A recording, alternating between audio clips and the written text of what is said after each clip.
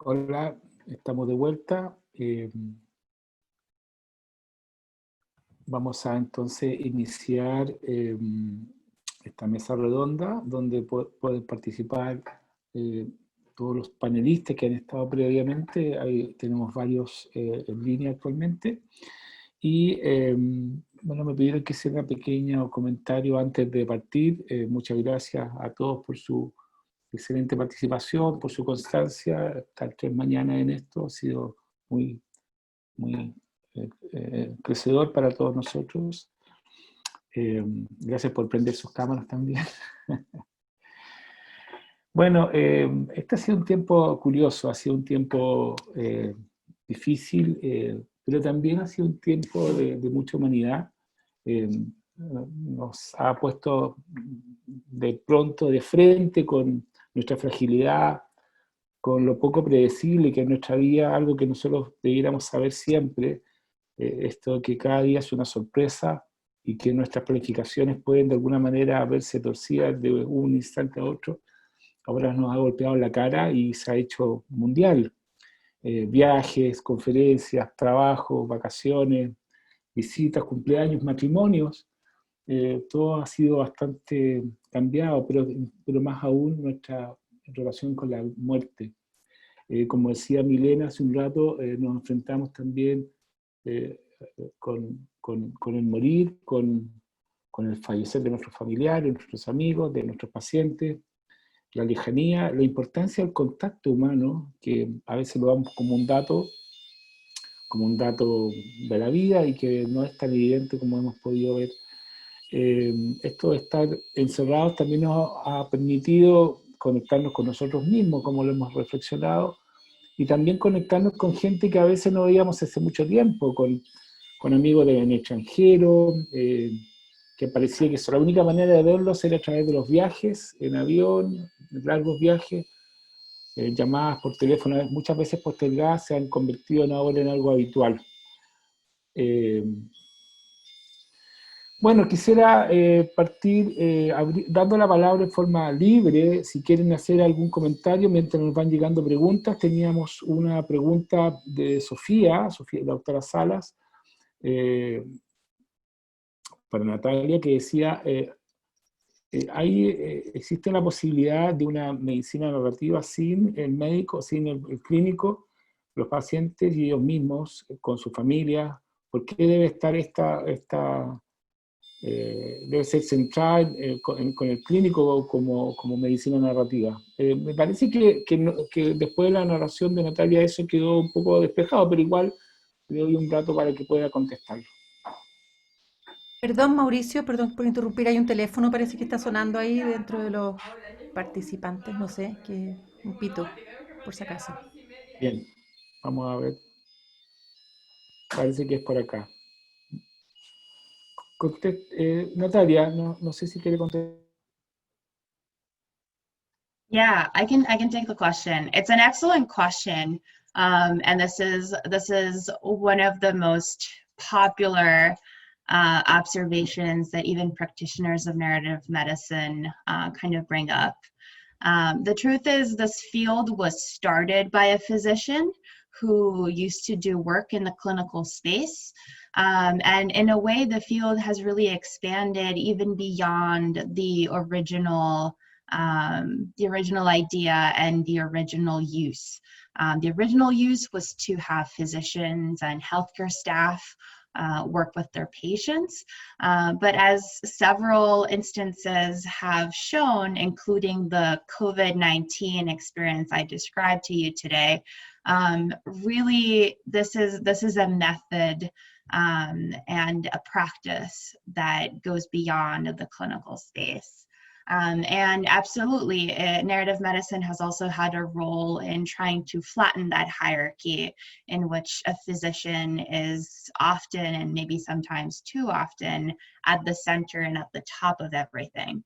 And narrative medicine has been useful actually to kind of flatten those hierarchies. For example, removing something we do in our workshops is we remove all titles and we make sure that everyone goes on first name. And so this allows everyone to call on each other simply by using their first name instead of focusing on the titles. And so then what really becomes important is the contribution and the person, and not their role or their title within the clinical space. Hopefully this answers your question.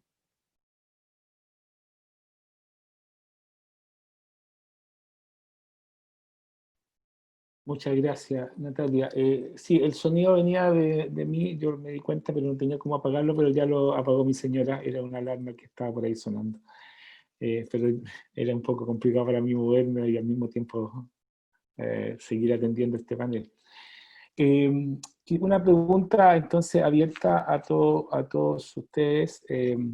¿Cómo visualizan de aquí para adelante este rol de la comunidad, de la sociedad, de nuestra interrelación en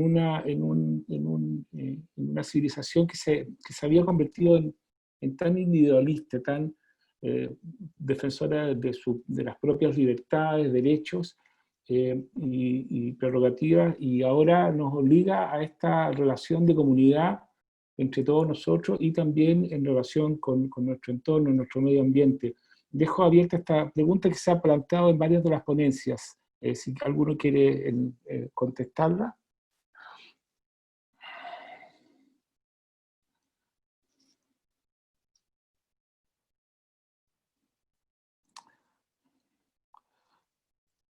Si puedo, como para romper un poco el hielo, como he visto que, claro, el tema del medio ambiente es muy emergente, ¿vale? He visto también, bueno, citado hoy, por ejemplo, en la charla de Milena Sepúlveda, también con referencias a la medicina comunitaria del doctor Pablo Vial.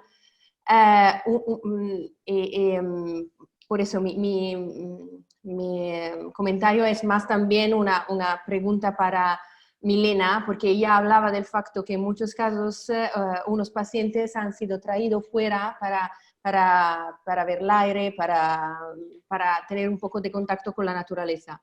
Eso es algo que se ha hecho, por ejemplo, también en pacientes COVID en Inglaterra durante los últimos meses. Habían unos artículos que hablaban del facto que los pacientes COVID lo llevaban a unos jardines internos de los hospitales. Eso abre un poco todo el tema del diseño basados en evidencias en los hospitales.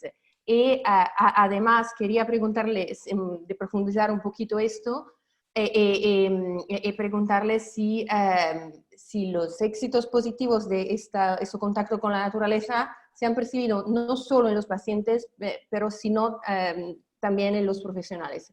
Yo creo que una manera de conectarnos con el medio ambiente es también de introducir el medio ambiente dentro los hospitales y las construcciones hospitaleras, que tiene una tradición muy antigua, muy desarrollada en muchos lugares, que pero pues desde el punto de vista arquitectónico en los últimos años se ha un poco olvidado.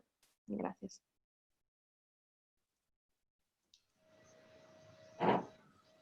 ¿Respondo? ¿Sí? Sí, en realidad esta fotografía que un poco mostré en relación a pacientes que habían sido sacados como le llamamos nosotros, de paseo un poco, ¿cierto?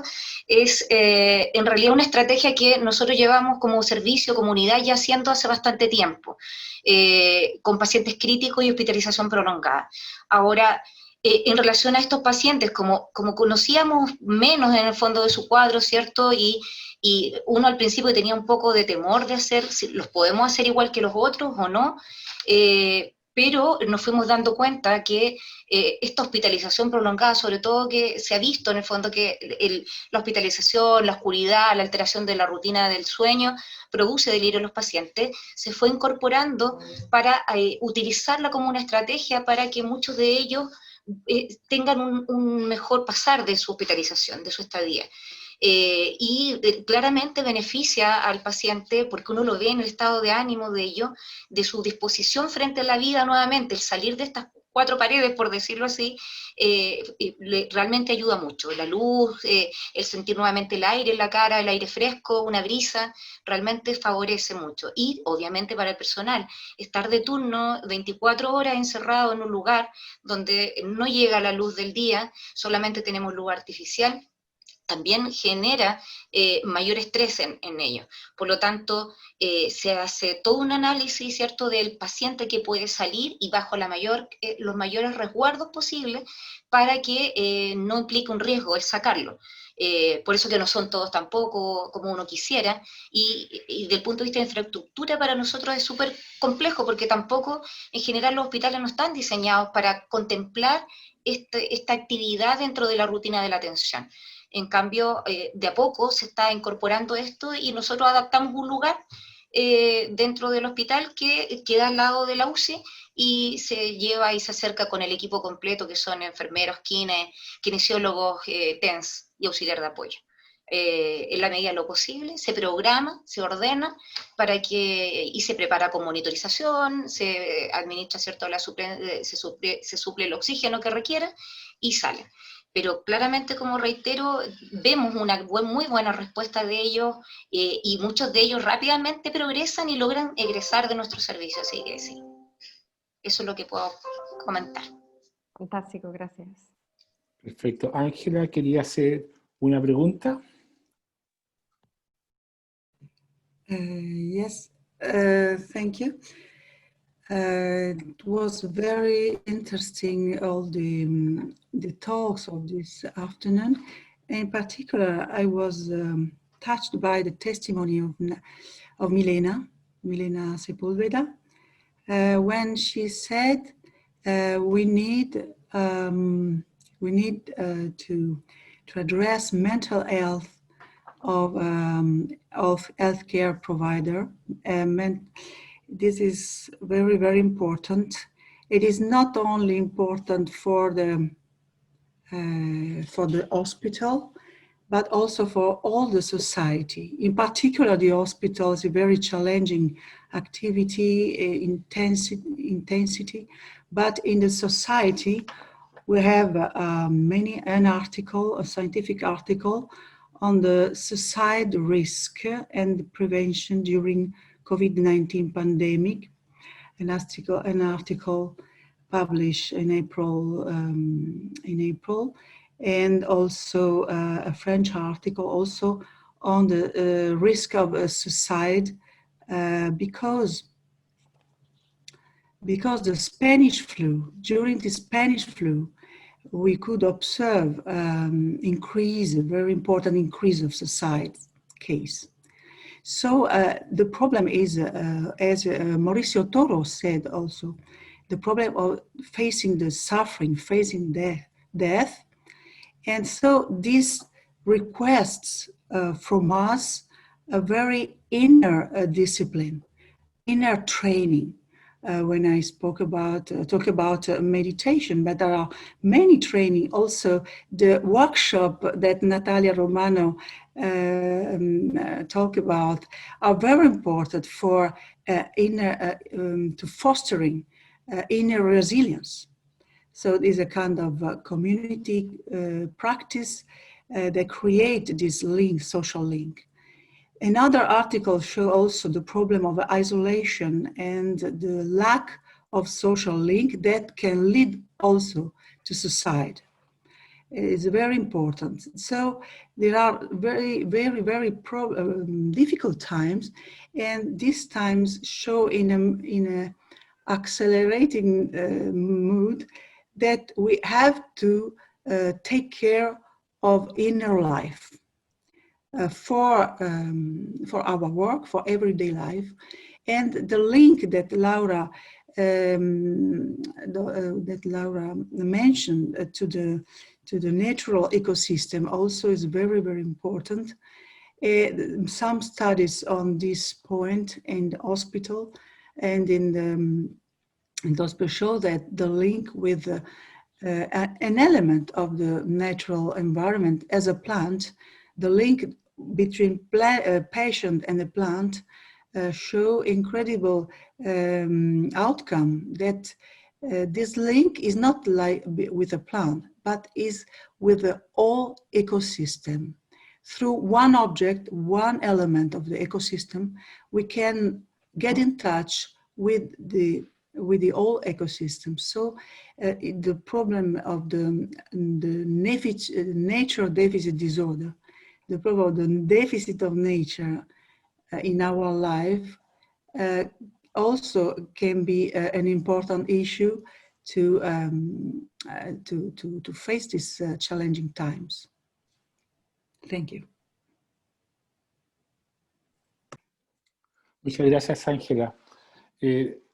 ¿Algún otro comentario? Yo me gustaría que nos dijeran... Si me permite, Mauricio. ¿Cómo ven perdón, Arnold, quería decir algo.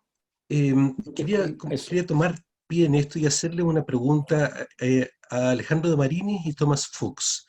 Porque lo que hemos escuchado en estos días mucho es la comunidad y el escucharnos, pero me gustaría el comentario de ambos respecto de la otra perspectiva.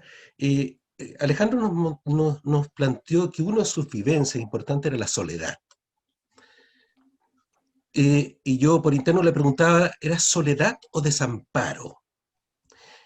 Y me gustaría mucho escuchar el comentario de Alejandro respecto de esto y el comentario de Thomas Fuchs respecto de esto, de la situación límite del desamparo, de la falta de comunidad. Me gustaría si lo pueden comentar, Alejandro y Thomas.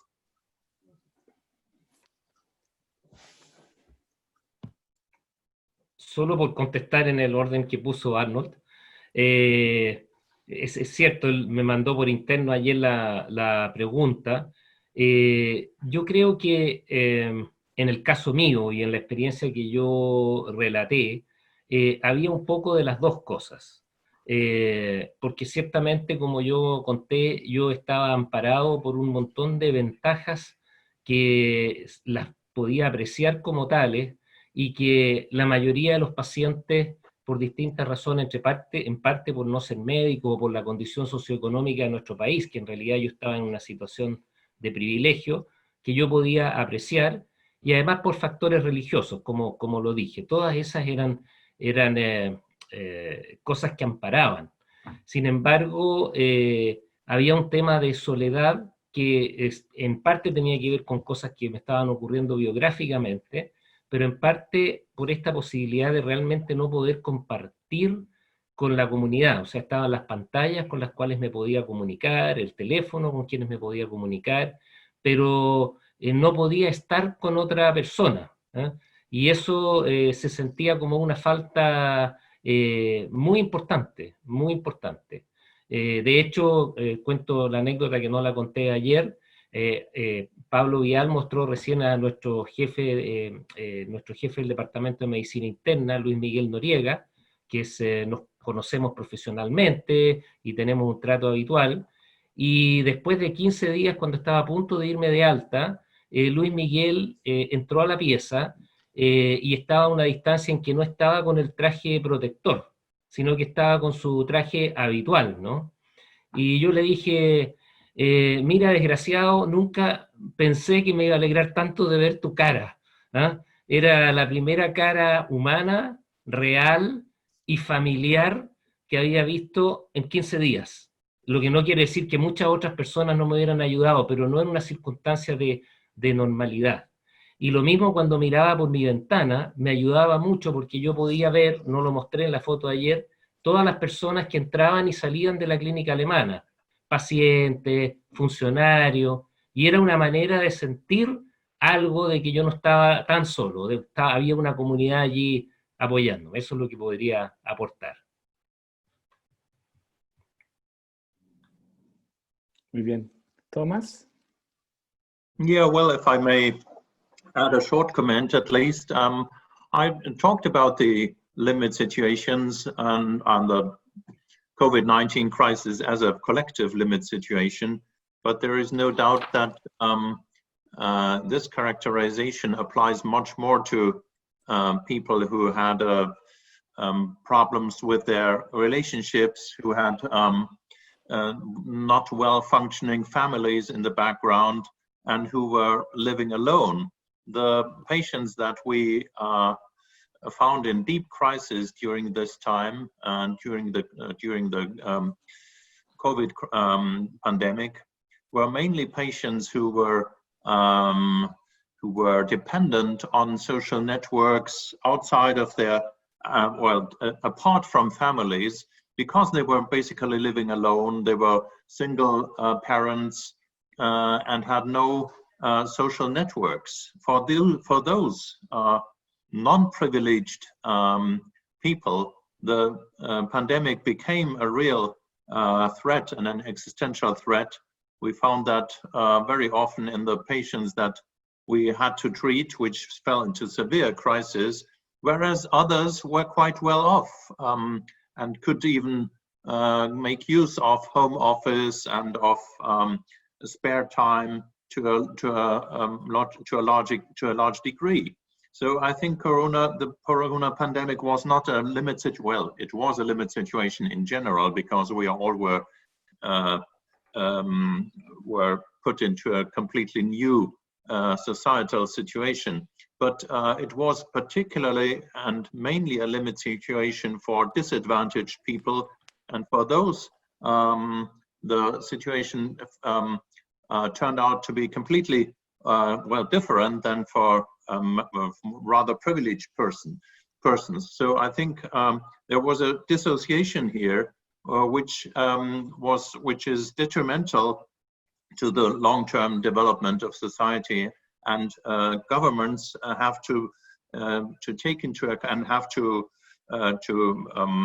engage in trying to balance this dissociation, this falling apart of society. We also find that in the US, in North America, where the society is kind of split, not only but also to a large degree because of the Corona crisis. And this split has to be taken care of. It's a real danger of the pandemic, I think.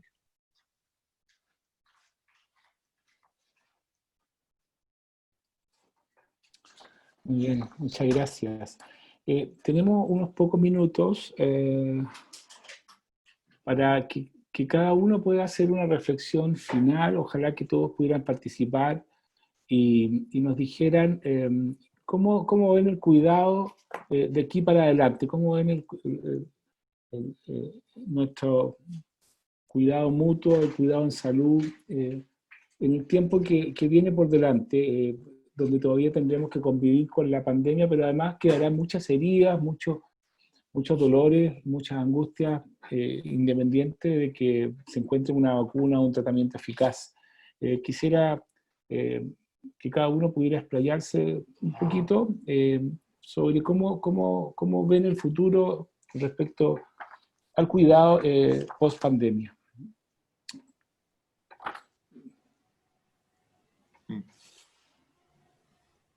Si quieren parto. Perfecto, Arnold.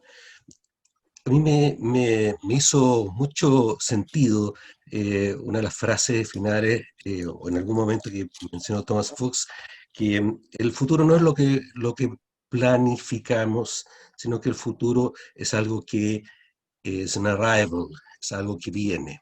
Y yo creo que uno de los elementos que ha surgido en estos días, en nuestra conversación, es justamente el escuchar, el recibir, ser más una actitud receptiva.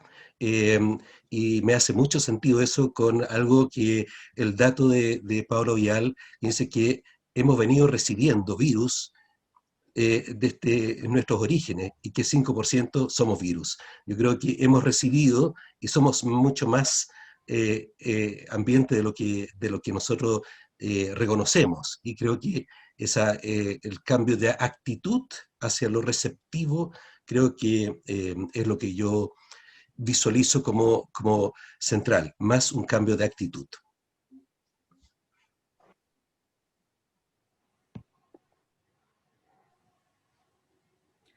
Just one word.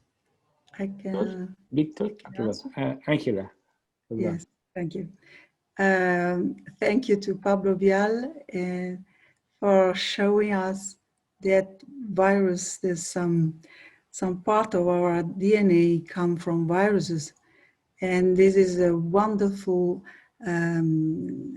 wonderful way to see our interbeing. I think the interbeing, we interact with virus, we interact with ecosystem, we interact with others.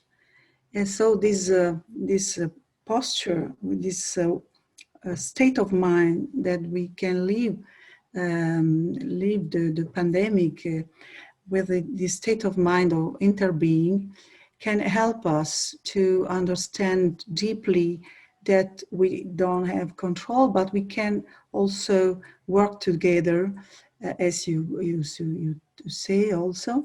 And also I would like to think about the words housing of Thomas Fuchs.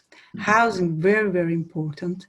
We can find housing, but solid housing, grounding in some very important values, as Arnold Hope says, receiving. So this way of this opening, so we can have open and tender front and hard back. Hard back because it's a very difficult time, but tender front because we can be open to the other. Thank you.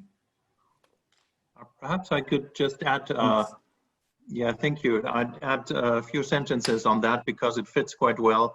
Thank you for your comment on the housing. I think it's completely true that we, as a result of the pandemic, of the crisis, we have to renounce to at least some of the usual housings that we lived by, mainly the housing of taking everything in control, having everything under control, having an outlook of the future as being planned and being something that can be planned and can be anticipated more or less completely. We have to give up this this assumption, but what we can get instead is really an attitude of receptiveness and an attitude of solidarity. I may remind once more the novel of Albert Camus, The Plague, where he points out that in all this struggling, what comes up is the very basic existential conviviality, so the being together, interbeing, as you said, as a very basic existential condition that also unites people despite all the crises. So this receptive attitude and a solidarity in face of the uncontrollability of the future. That may be what we can gain as a compensation, so to speak. Thank you.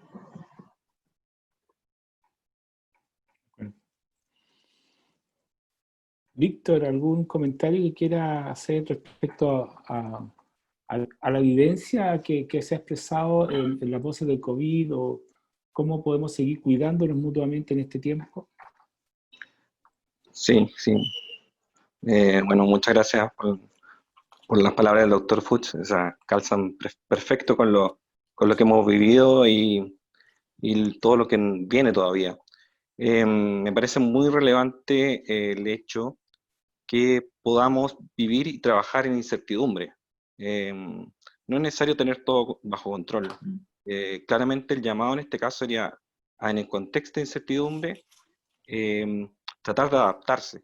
Ya la adaptación del ser humano es muy relevante, y la adaptación en general en este tipo de contextos sale no solo de personas, sino que también de un trabajo conjunto interpersonal.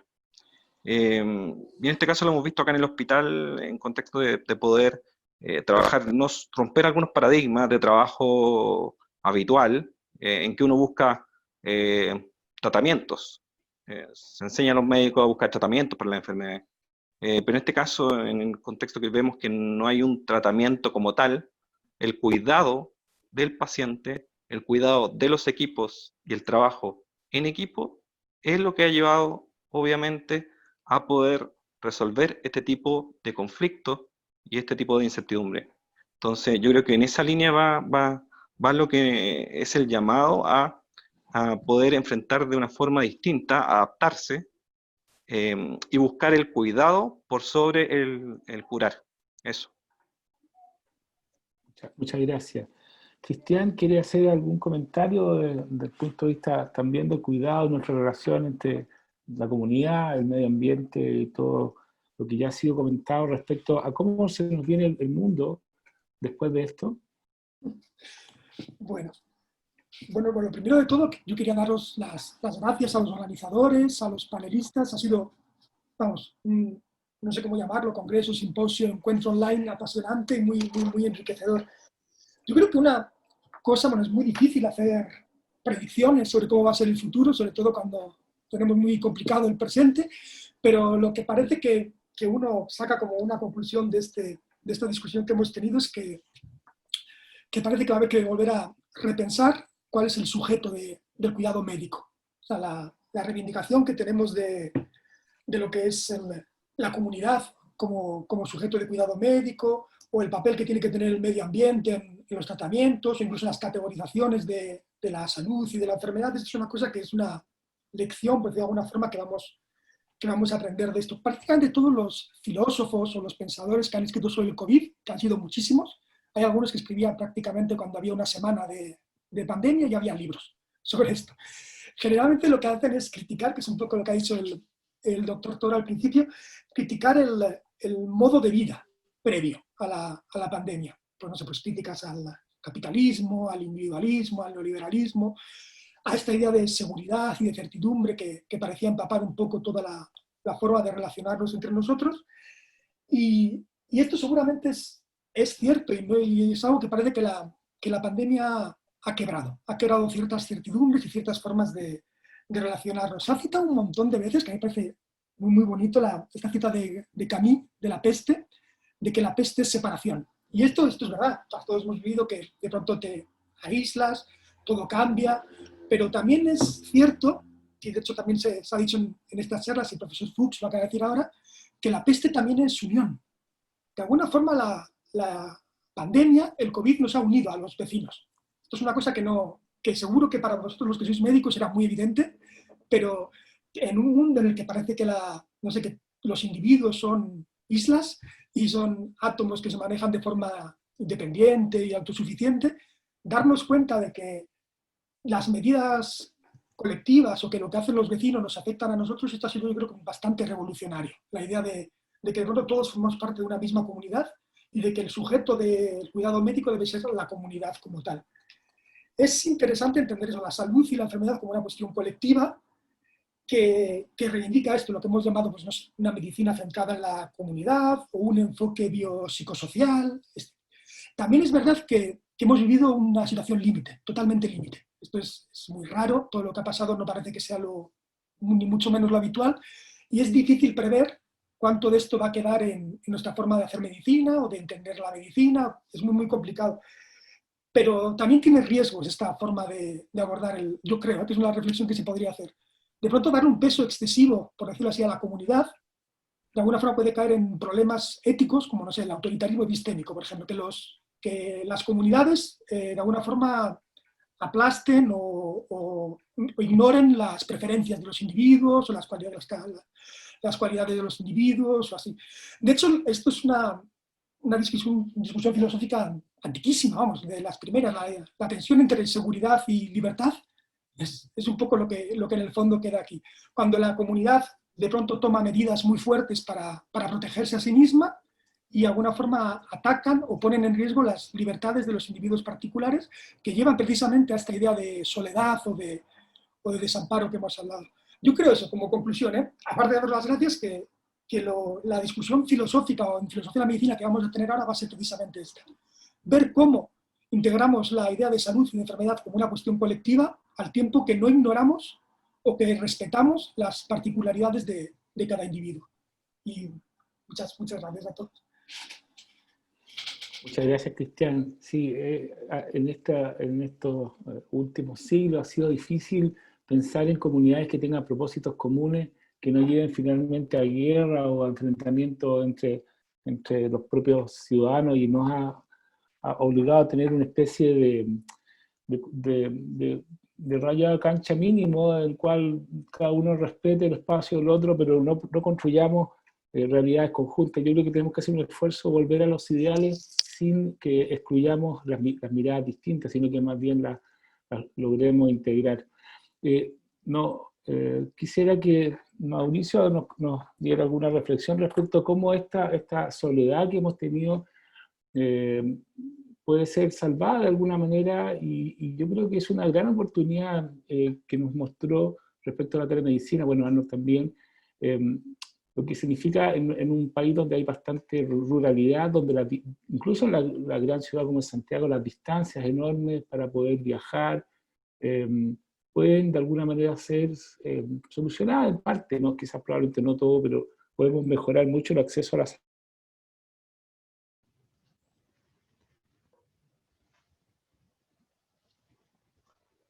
Mauricio no lo escucho más, pero me imagino que me están escuchando.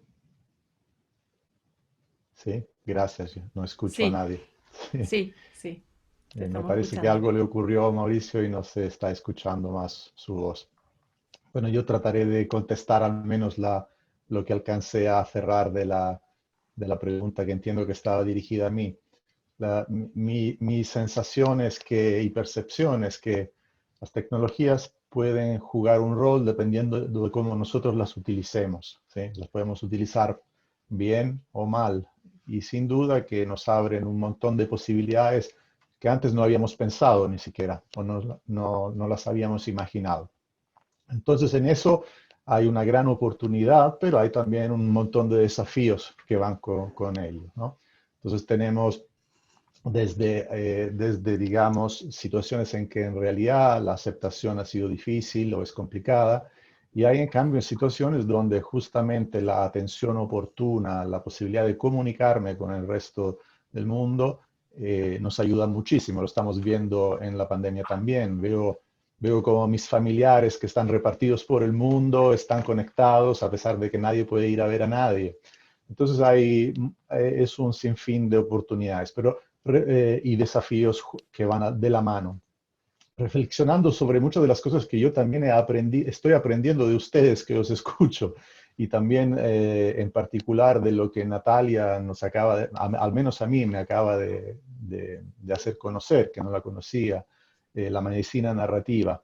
Y la reflexión que yo hago, que se me ocurre ahí, es que estoy viendo la narrativa en el fondo como un instrumento para que, y no sé si estoy equivocado, para en el fondo descubrir el sentido del por qué estamos aquí, y el valor y el sentido que tiene nuestro trabajo.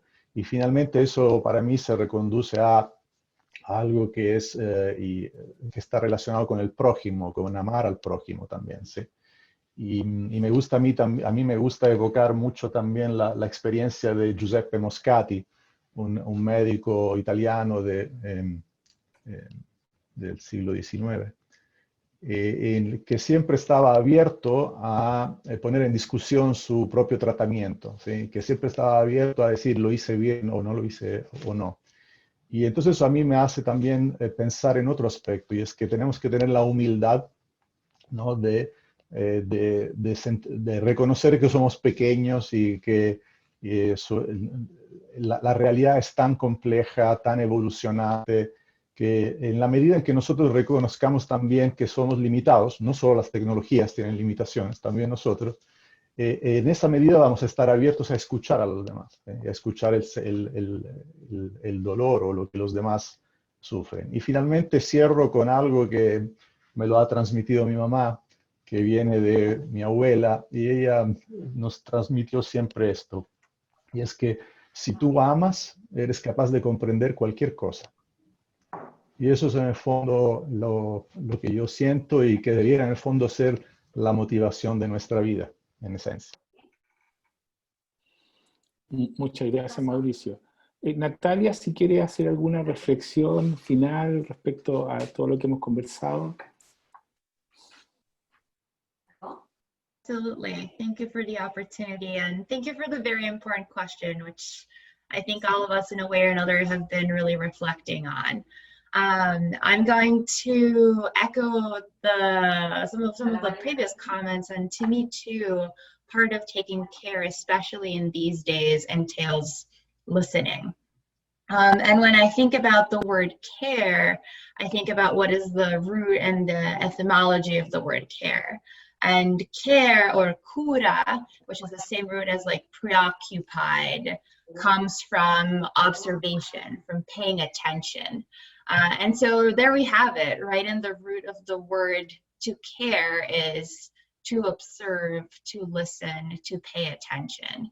And then one of the first things we do when we take care of someone is we try to understand what their needs are.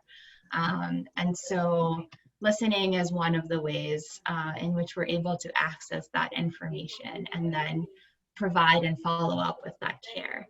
And something I think that has been an additional lesson from the narrative medicine workshops, which could be a talk on its own, maybe for another time, is really that listening and paying attention to words and starting responses from words is really an essential part of dialogue. These days, especially in the United States, but also in general around the world, we're really experiencing a hard time people interacting with each other. In the United States, as many of you may have heard, wearing masks is a political statement. It's a partisan statement. It's not a listening to science. And there's a lot of inability to listen to each other and have a conversation and therefore take care of each other because no one can really understand what the other person is saying because we don't even start from paying attention to the words that the other person is saying. And so in this framework, narrative medicine has also been a tool to ask people to go back to the text and start with the words and start by listening to the words that the other person is actually saying and taking their response from there. And so definitely a question that we continue to explore and we all continue to think about. But definitely I root my mission for the future of care in the act of listening and paying attention. Because that is embedded in the very definition of care. Thank you. Muchas gracias. Sí, acá en Chile también hemos tenido algo de que las medidas sanitarias pueden ser consideradas como una toma de posición política. Quizás no tan marcado como allá, pero algo hemos vivido incluso en la celebración de nuestras fiestas patrias. Pablo va a hacer un par de comentarios y con eso vamos a ir cerrando para la cápsula que viene después de Alejandra Rubio. Adelante, Pablo. Sí, gracias Mauricio. Bueno, yo durante la pandemia he estado focalizado por mi trabajo bastante en aspectos médicos y biológicos, pero sin embargo lo que más me llama la atención y lo que más he pensado que eventualmente debería ser un cambio en la forma de enfrentar la vida, es la forma en que habitamos los espacios. Los espacios urbanos en algunas partes son totalmente carentes de dignidad. Son construidos a una escala que no es escala humana. Y eso lo tenemos que resolver estructuralmente. Habitar los espacios en los cuales nosotros vivimos debiera ser una prioridad en políticas públicas. ¿Qué se nos ofrece para habitar, para vivir en el espacio? Considerar también mucho la relación con la naturaleza. Yo estoy hablando un poco de vivir para afuera. Ángela habló del housing interno. Yo también creo que es muy importante para tener un buen housing interno, tener un buen housing externo y que habitemos los espacios. Como infectólogo me llama la atención, a mí en Chile hemos visto cómo la sobreproducción, un poco la avaricia de poner más individuos juntos, en el caso de los salmones, produjo brotes de virus ISA incontenibles. En el caso de producción de ganado, fiebre Q. Es decir, tenemos que generar mayores espacios para todos los que vivimos. Y la segunda cosa que me ha llamado mucho la atención es que en la forma de relacionarnos deberíamos ganar mucho en respeto, en no ser invasivos, en respetar los límites personales y la dignidad de las personas. Ese equilibrio entre mostrar cariño y no ser invasivo es algo que tenemos que revisar bien. Muchas gracias, Pablo. Sí, ese límite es difícil a veces de establecer entre el cuidado y la invasión, entre la indiferencia y el respeto, es algo que tenemos que aprender a manejar. Bueno, quiero darle las gracias a todos los participantes de este panel. Ha sido muy interesante, muy ilustrativo para mí. He aprendido mucho en esta mañana y creo que para todos ha sido una experiencia realmente comunitaria y también de crecimiento.